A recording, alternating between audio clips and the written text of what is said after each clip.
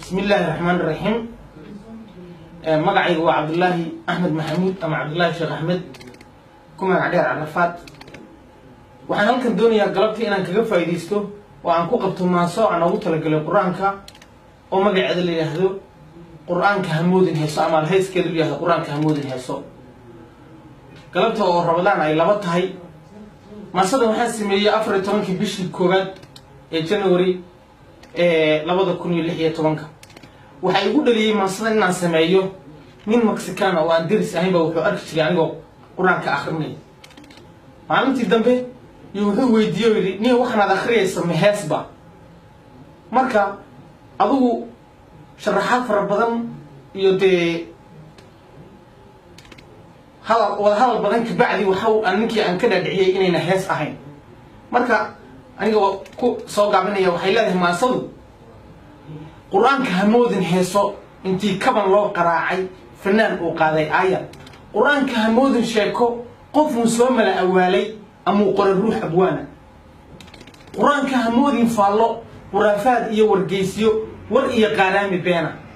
ilaah qowlkiisi weeye run iyo ku qotoma xaqiiqo jibriil soo qaaday weeye rasuulku qeexa weeye sallallahu alayhi wa sallam markuu soo degay Quraanku xaqiiqa kala qaaday baadil waatuu nabigeenu qaylo intuu qow dheer la fuulay kufaartii reer Quraysha ku yiri quba sanamyadiina ilaah qeydkii ka jeesta rumeeya qafuur rahiimka intay ku qosleen warkiisa rag baaba khilaaf diinta waliba quursaday rasuulka sallallahu alayhi wa sallam ku yiri kan waa qof waalan nin qaab daran waa kamaalin ku qoonsaday oo sujuuda ma dheer quranto uraysa rasuulka u saaray qorta sallallahu alayhi wa sallam waxaan qaabilay udgoone ku yiri ii qaba shahaado Abi Bakr ina Quhaafa radiyallahu anhu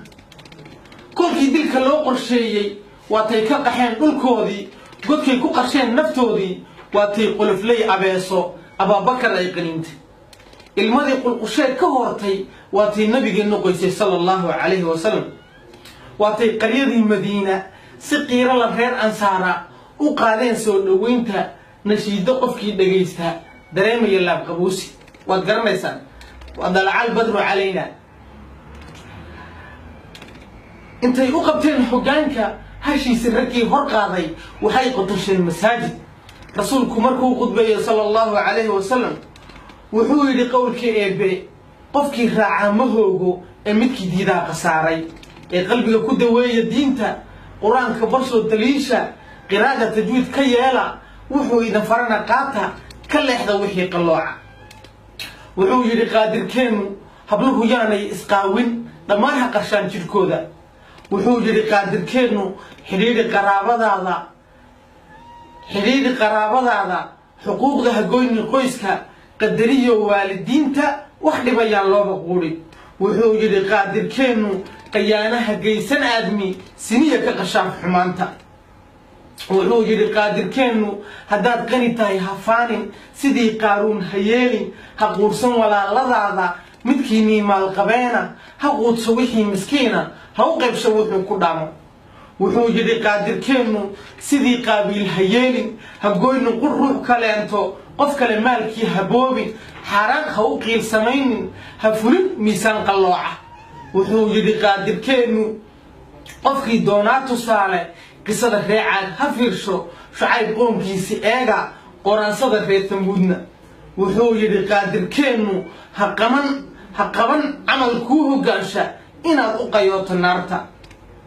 wuxuu yiri qaadirkeenu qofkii wax ku yeela saamax hadaad qaldanto dambaabto asaad qiratood ogaatay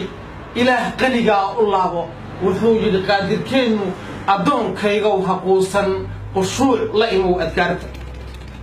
wuxuu yiri qaadirkeenu markuu qayluushanayo qofkii aqriya tabaarak markii loo qaado ilka qabriga nuur baa u yaala wuxuu yiri qaadirkeenu